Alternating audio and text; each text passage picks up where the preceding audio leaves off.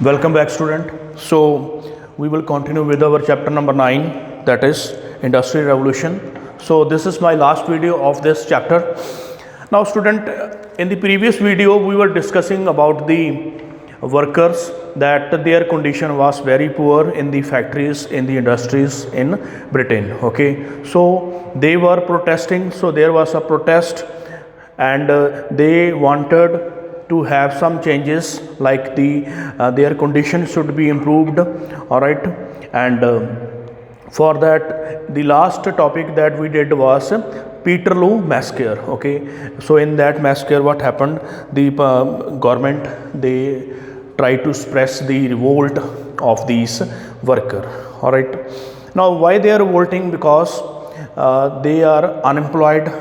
Okay, because of the coming of the new machines and new technologies, because these machines, they have taken their job. Okay, so obviously the government, they have made many reforms through laws. Okay, so that is our topic, reform through laws.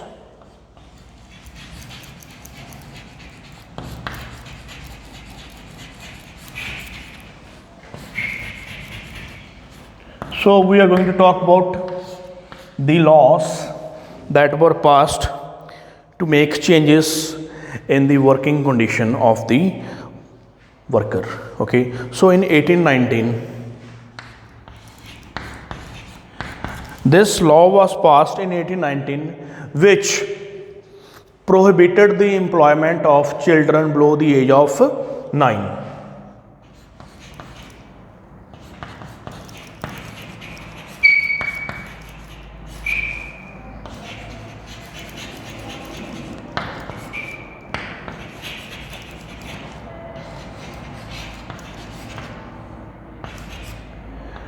And next, the provision of this law in 1819 was that the working hour of the children between the age of 9 to 16, okay, they decreased to 12 hours a day.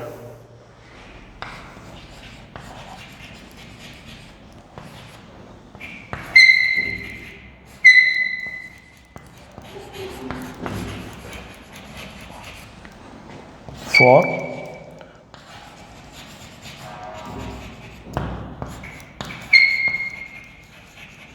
9 to 16 years of age. Okay, now next, in 1833, another law was passed.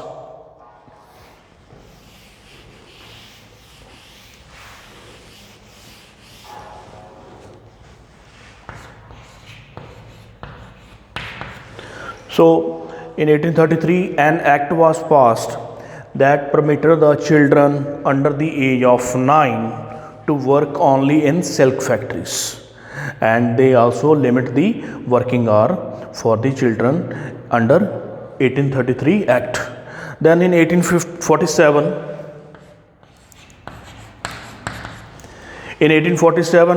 the 10-hour bill passed.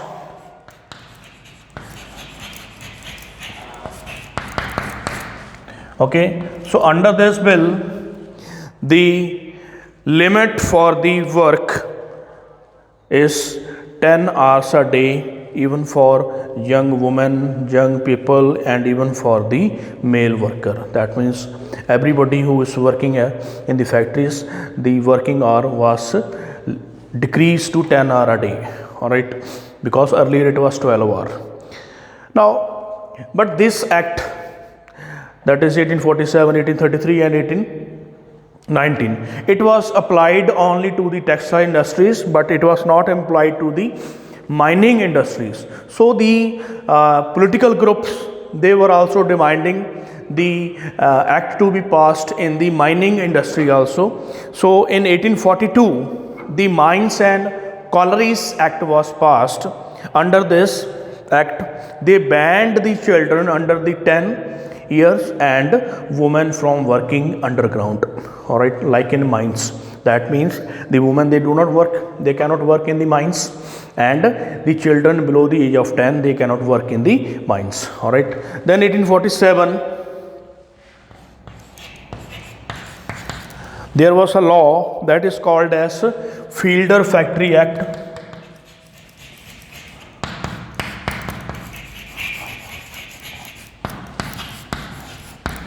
So under this act, children under the 18 years and the women should not work for more than 10 hours a day. Okay, that means the women and the children below the under the age of 18, they cannot work more than 10 hours a day.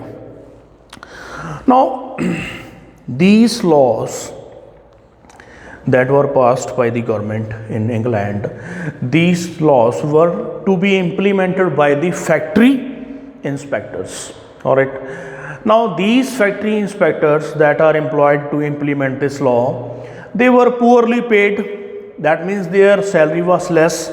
So, these factory workers can be easily bribed by the industrial people. That means the owner of the industry, he can easily give the money as a bribe to these factory inspectors, so that he will not do any complaint to the further authorities. Even the families that are poor families, so they need the money. So what they started doing, they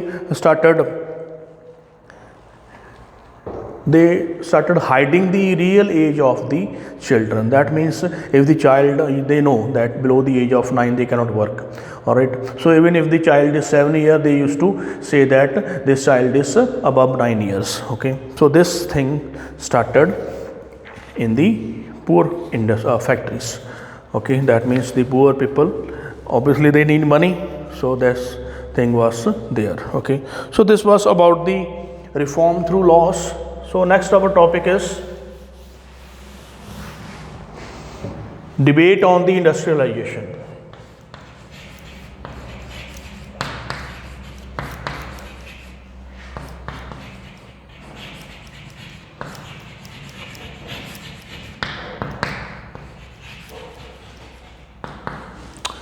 Now student,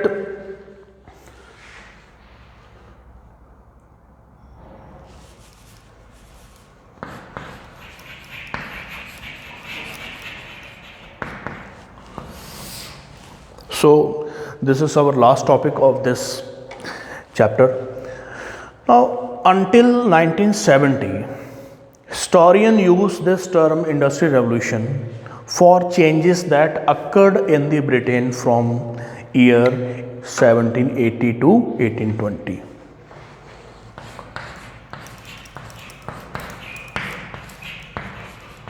But later, this Industrial Revolution term that was implied by the historian, they were challenged. So many people, they say that this is wrong. Okay. So what they're saying, so there are different viewpoint on this. One viewpoint, it says that the industrialization was too gradual to call a revolution. It carried process that was already there. Then the viewpoint is that until 19th century, a large number of regions in England, there were no factories. So the factories, they were limited to certain places only. Like the factories that were there only in the London, Manchester, Birmingham and Newcastle. Okay, so these places, the new cities have got developed, new factories have been made.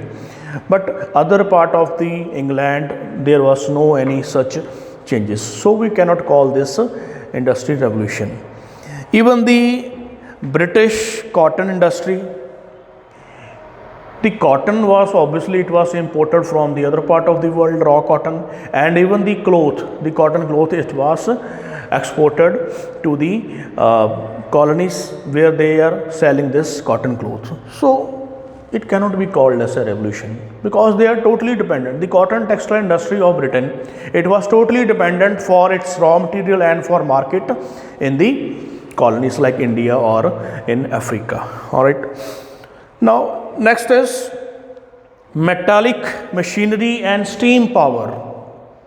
It was very rare. until late in the 19th century. That means until in the late 19th century, the steam power was available and the metal machines were available, but not earlier. So we cannot call it industrial revolution. All right. Next, the British, they import and export. Their import and export are going on because they have a trade with North America. But later this trade was interrupted because there was a war between that war was called as War of American Independence. So because of this war, there was no import and export from North America. So this is also wrong to say industrial revolution. Next thing is the technical progress. That means the new machines, they were not only limited to cotton, iron and engineering industry. The technical progress was also going on in the field of agriculture, in the field of pottery. Next, if we talk about 1760 to 1850, there was a war between England and France. So during this war, the British, they were adopting two things simultaneously. That means on the one time, they were also having a war.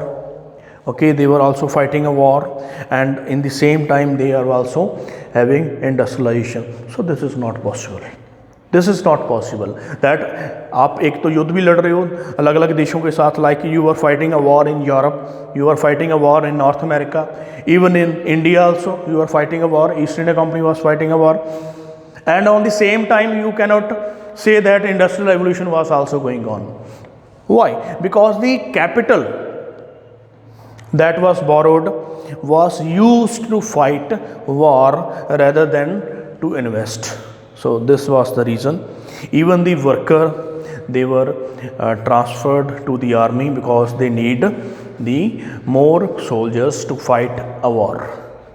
So this is also limited in this aspect. Next, the word industrial is used with the word revolution is too limited. We cannot use both words together. As the transformation, they were happening beyond economic and industrial sphere also. Like in social sphere, if we talk about the two type of classes were emerging in the society. One was the bourgeois, okay, that means the owner of the factories, and the other new class that got emerged was proletarian. They are the worker, the laborer class. It was emerging in England. All right. Now in 1851, there was a great exhibition at specially constructed Crystal Palace in London. Now the people, they visited this to view the achievement of British industries. That means in 1851 they were saying that yes, there was an industrial revolution, that achievement was going on, not before. So it is wrong to say that the industrial revolution happened from 1718 to 1820, because in 1851 there was an exhibition.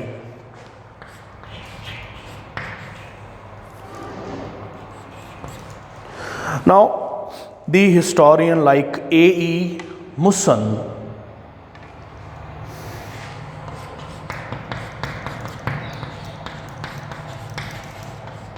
now what he says, according to him, he regarded the period, that is 1850 to 1940,